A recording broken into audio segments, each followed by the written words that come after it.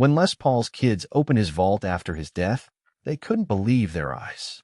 Inside was a fortune so big it made them cry. Priceless guitars, million-dollar patents, and royalty checks that never stopped coming. But that was just the beginning. From family feuds to record-breaking auctions, this is the wild story of how a $5 contract turned into one of music's biggest fortunes.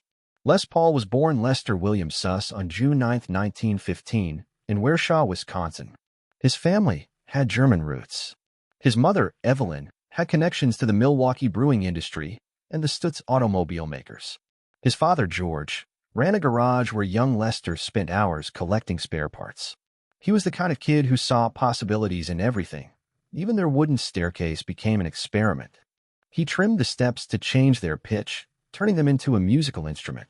His mother called it clever, though she wasn't thrilled about the damage. When his parents divorced, Evelyn decided to shorten their last name from Suss to Puss.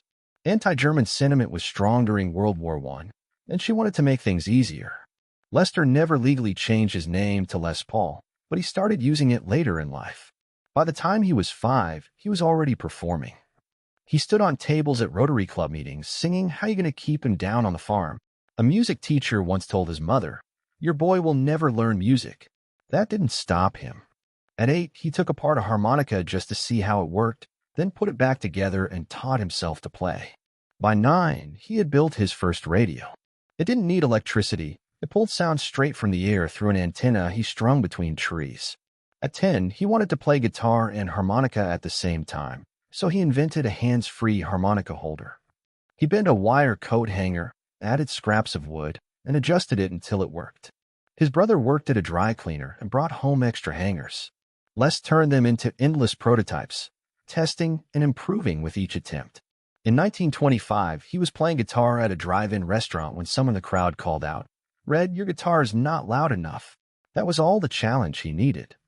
He grabbed the mouthpiece from his mother's telephone and rigged it to a radio speaker. Holding the mouthpiece to a broomstick, he shouted into it to amplify his voice. But that wasn't enough.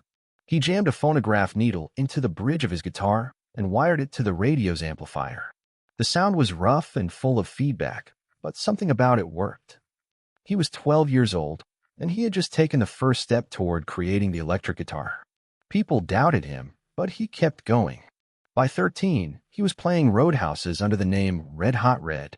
$5 a night was good money at the time, and he was earning it with music.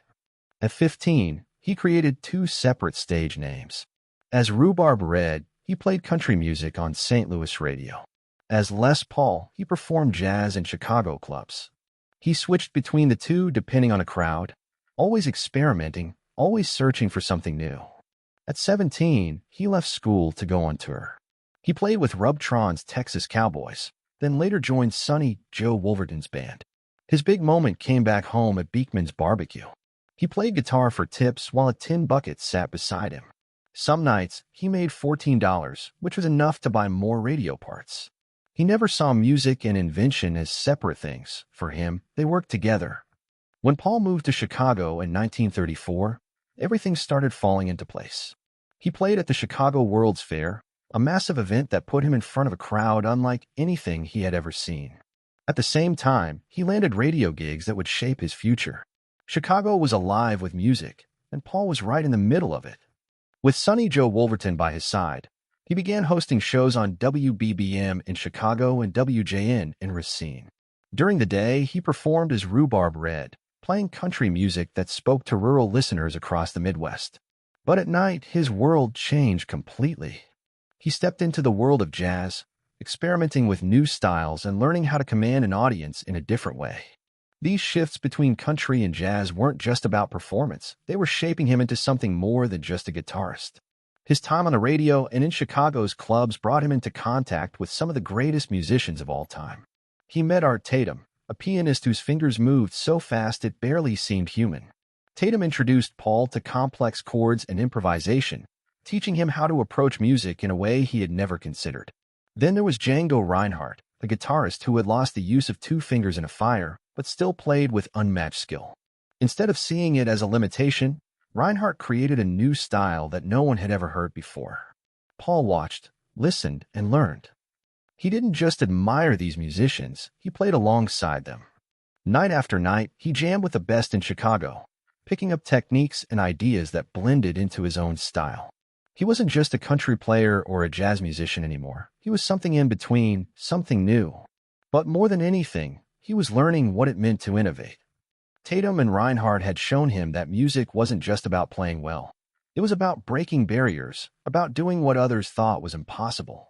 Years later, in 1953, Paul proved just how deeply Reinhardt had influenced him. When Reinhardt died unexpectedly at 43, the music world was stunned. Paul never forgot what he had learned from him, never forgot the impact he had made. And in a quiet gesture that few people ever knew about, he helped pay for Reinhardt's funeral. Les Paul never set out to change music. He just wanted his guitar to be louder. In the 1930s, playing in big venues was a struggle. Acoustic guitars weren't built for that kind of space. Even with pickups, they couldn't cut through the noise of a full band. He tried everything to fix it.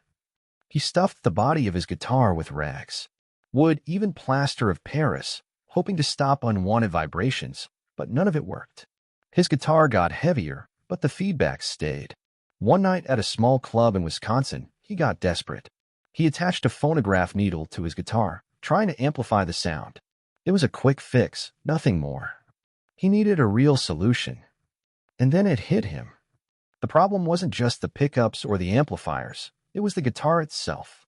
By the late 1930s, he started to see it clearly. The hollow body of the guitar was the culprit. It amplified not just the music, but every little vibration, turning the whole instrument into an echo chamber of noise. If he wanted pure, controlled sound, he had to get rid of the hollow body entirely. In 1941, he built something no one had ever seen before. He called it the log.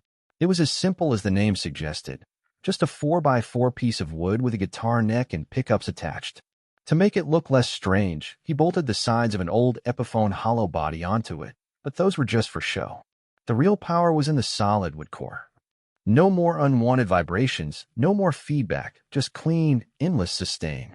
In 1943, Les Paul moved to Los Angeles, a decision that would change the future of music. Bing Crosby encouraged him to set up a recording studio, so Paul turned the garage of his Hollywood home into a creative space unlike anything that existed at the time. It wasn't just a room filled with equipment.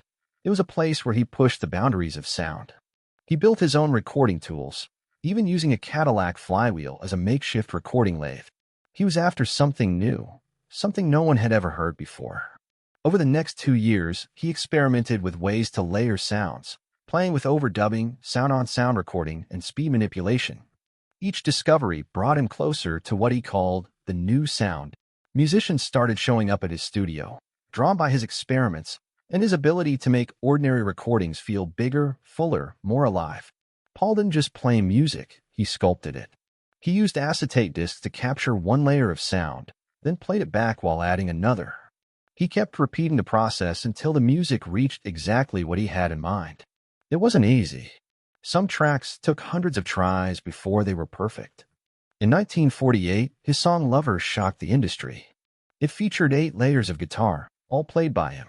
The sound was unlike anything before it. Columbia Records didn't know what to do with it, so they rejected it. But Capitol Records saw the vision, and when the song was released, it became a hit. What Paul was doing in his garage wasn't just about making music, he was changing the way music was made. His techniques became the foundation for multi-track recording, something that would soon become standard in the industry. While he was building his legacy as an innovator, he was also making history as a performer. In 1945, he recorded It's Been a Long, Long Time with Bing Crosby. The war had just ended, and people were reuniting with their loved ones after years of separation. The song captured that feeling perfectly. Paul's guitar work was subtle but full of warmth, adding a depth that made Crosby's voice shine even more. When the song was released, it didn't just reach the top of the Billboard charts, it stayed there for weeks.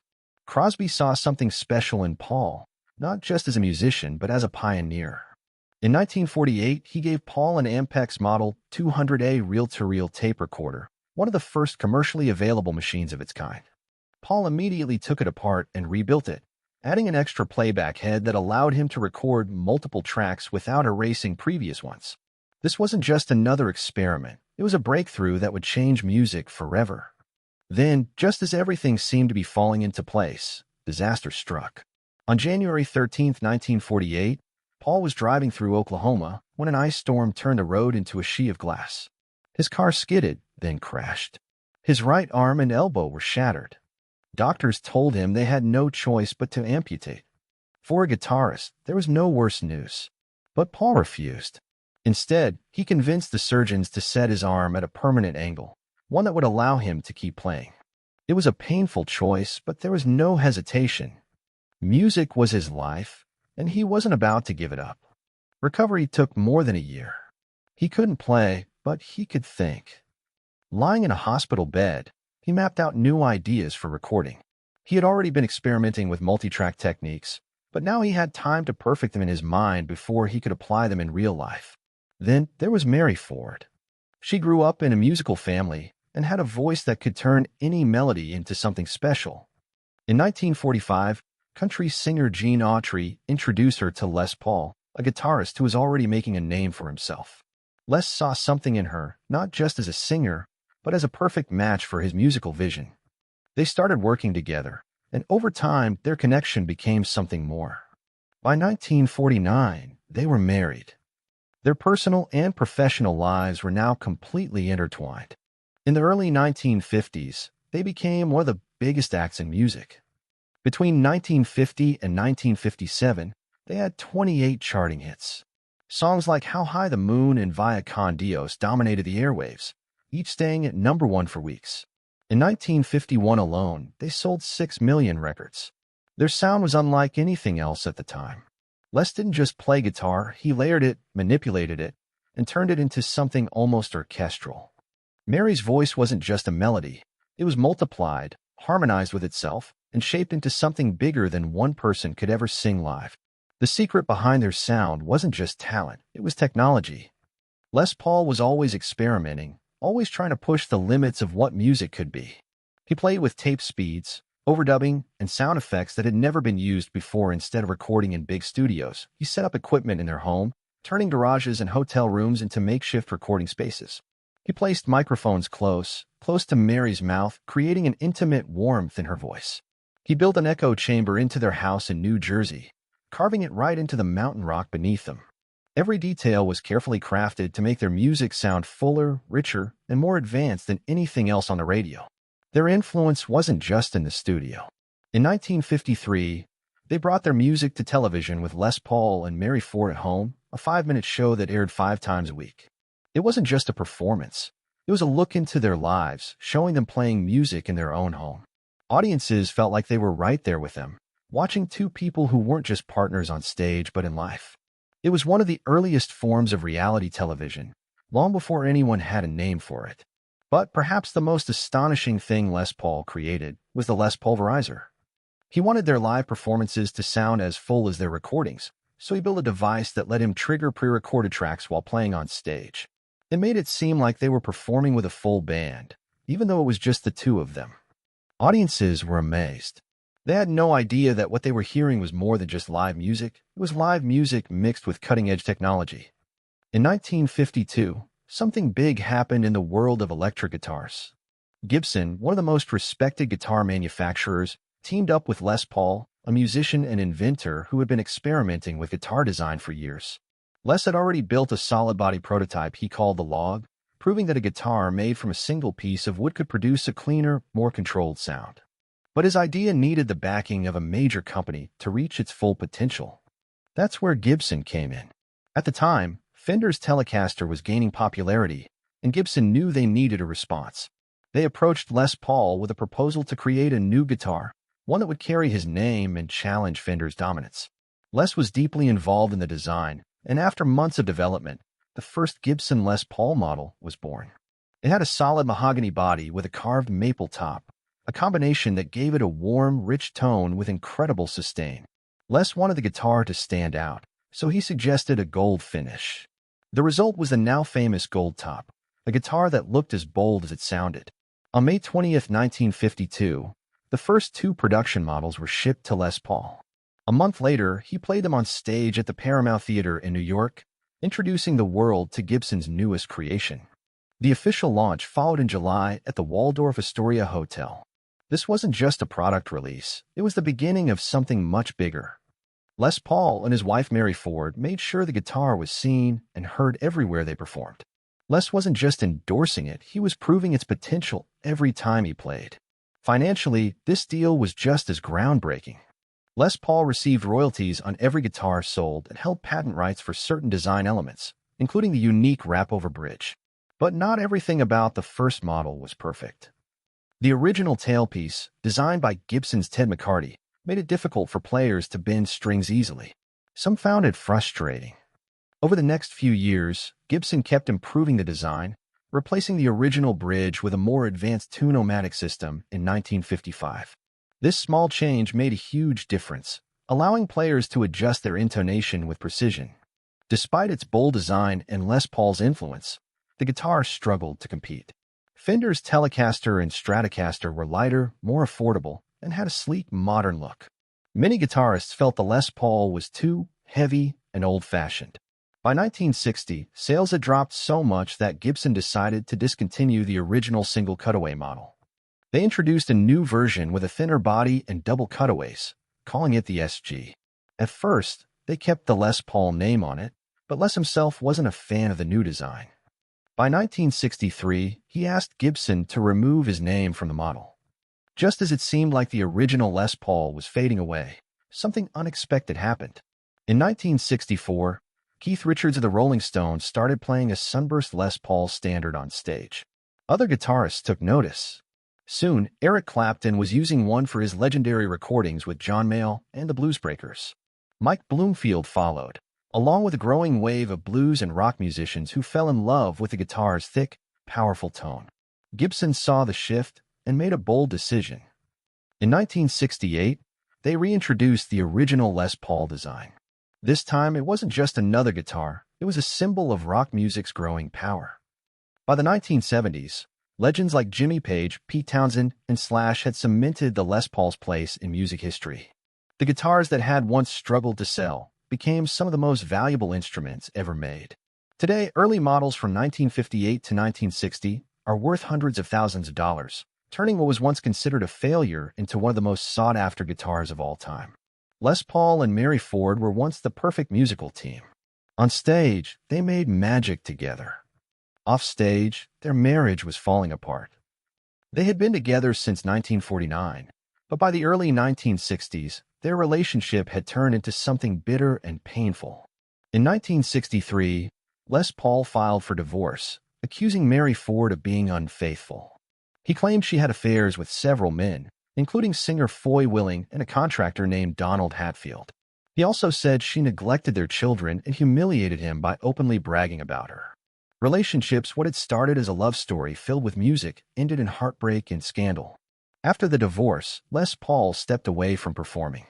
Losing Mary Ford wasn't just the end of his marriage, it was the end of his musical partnership. Without her, something felt missing. He also knew the music industry was changing. Rock and roll had taken over, and his style of music was no longer at the center of it all.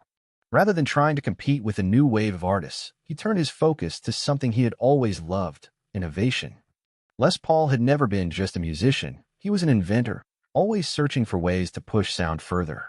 During this time, he created something called the pulverizer, a device that let musicians control pre-recorded sounds directly from their instruments. His experiments in the studio laid the foundation for recording techniques that would shape modern music. Even though he wasn't performing, he was still changing the industry in ways most people didn't even realize. But while he was creating new technology, his body was failing him. Years of playing guitar had taken a toll. Arthritis made it harder to move his fingers. Hearing loss made it difficult to even listen to the music he loved. For many musicians, this would have been the end. For Les Paul, it was just another challenge to work around. He changed the way he played to fit his limitations, finding new techniques that allowed him to keep making music in his own way. Though he stayed away from the stage for years, he never fully disappeared. In 1976 and 1978, he teamed up with legendary guitarist Chet Atkins to record Chester and Lester and Guitar Monsters. These albums reminded the world of his genius. Even without constant performances, he was still proving he was one of the greatest musicians of all time. Then something unexpected happened. In the late 1980s, Les Paul decided to return to live music. By this time, he was in his 70s, an age when most musicians had long since retired. But instead of slowing down, he started playing weekly shows at New York City's Iridium Jazz Club in 1995. Every Monday night, people packed the venue to watch him play. Fans, musicians, and even celebrities came to see the man who had changed music forever. In 1988, he received one of the highest honors in music. He was inducted into the Rock and Roll Hall of Fame, standing alongside legends like the Beatles and Bob Dylan. The ceremony was held at the Waldorf Astoria Hotel in New York City, and the moment was unforgettable. Jeff Beck, one of the greatest guitarists of all time, had the privilege of inducting him on stage. Beck admitted something that many already knew. He had learned so much from Les Paul. His playing, his techniques, even the way he thought about the guitar had been shaped by Paul's influence. It was a moment of pure respect, a reminder that Les Paul's impact stretched far beyond his own music. Almost 2 decades later, he proved once again that his influence had no expiration date. In 2006, at the age of 90, he won 2 Grammy Awards. His album Les Paul and Friends, American-Made World Played was more than just a collection of songs. It was a celebration of his legacy. Featuring collaborations with artists like Eric Clapton, Jeff Beck, Keith Richards, and Sting, the Grammys he won that night were for Best Pop Instrumental Performance for Caravan and Best Rock Instrumental Performance for 69 Freedom Special. It was incredible to see a man who had shaped music decades ago still winning major awards, still proving that his sound was timeless. His recognition wasn't just limited to music. In 2005, he was inducted into the National Inventors Hall of Fame. This put him in a rare category, honor for both his artistic talent and his technical genius. His contributions to music technology changed everything. His early prototype for a solid-body electric guitar, known as the Log, became the blueprint for modern electric guitars, including the famous Gibson Les Paul. His work in multi-track recording changed the way music was made, allowing artists to layer different sounds with precision. These weren't just small improvements. They were innovations that shaped the entire industry. Even in his final years, Les Paul never stopped doing what he loved. Every week, he performed at New York's Iridium Jazz Club, playing his guitar and sharing stories with the audience.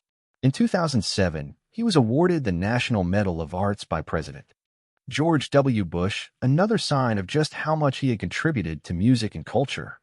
Documentaries like Les Paul, Chasing Sound captured his extraordinary life, showing how his curiosity and determination had shaped an entire era of music. On August 12, 2009, he passed away at the age of 94 due to complications from pneumonia. But his legacy was already written into history. Musicians around the world paid tribute to him. Slash called him vibrant and full of positive energy. The Edge from U2 said that rock music as we know it wouldn't exist without him. He was laid to rest in his hometown of Waukesha, Wisconsin, where fans continue to honor his memory through exhibits like the Les Paul Experience. But his influence didn't end when he passed away in 2009. His estate was worth tens of millions, built on guitar royalties, groundbreaking patents, and a collection of rare instruments. What happened next was a mix of record-breaking auctions, family disputes, and legal battles that still affect his legacy today. One of the biggest sources of his fortune came from Gibson. In 1952, when they released the first Les Paul guitar, he had a deal that paid him $5 for every one sold. It doesn't sound like much, but adjusted for today's value, that's around $60 per guitar. Over time, the contract changed. In the 1960s, things got complicated when Gibson briefly discontinued the model. But by the time of his passing, over 1 million Les Paul guitars had been sold. Vintage models from the late 1950s became some of the most valuable guitars in history. A well-preserved 1959 burst can now sell for over $400,000. But Les Paul's wealth didn't just come from guitars. His ideas shaped how music was recorded. He invented multi-track recording and tape delay technologies that let artists layer sounds in ways never done before. These ideas weren't just influential, they were patented, and companies had to pay to use them. While the exact numbers aren't public, these patents brought in serious money for decades. Then there were the guitars he kept for himself. His personal collection held pieces of music history. The most famous was the Log, a prototype he built in 1941 that became the foundation for solid-body electric guitars. But the most valuable was his 1952 Les Paul Gold Top. It was the first production model Les Paul ever made, and he played it on television throughout the 1950s. When it finally went up for sale, it shattered expectations. It was estimated to sell for $100,000. It went for $930,000. That auction was just the beginning. In 2013, 4 years after his death, Christie's hosted the exceptional sale, an auction featuring over 150 items from his estate. It wasn't just guitars, handwritten lyrics, early recording equipment, and experimental prototypes all went under the hammer. One of the most talked about pieces was the legendary Greening 1959 Les Paul, once owned by Fleetwood Mac's Peter Green and later bought by Metallica's Kirk Hammett for $2 million. Every item told a story, and collectors were willing to pay anything to own a piece of history. Not everyone was happy. His son, Gene, was in charge of the estate, and his decision sparked controversy. Many felt that historic guitars like the Gold Top should have stayed in the family or been placed in a museum. Gene defended the sales, saying his father didn't want his legacy locked away. He wanted his work to be shared with the world. The fights didn't stop there. Arguments broke out over how to handle the royalties from Gibson. Some family members wanted to reinvest, while others wanted the money distributed. The issue became even more complicated in 2021 when Gibson won a lawsuit against Heritage Guitars, solidifying its trademark over the Les Paul body shape. That meant more money coming in. It also meant more disagreements. Then came the battle over his recording patents. Some wanted to license them aggressively, turning them into a steady stream of revenue. Others pushed back, worried that it would take away from his reputation as an innovator.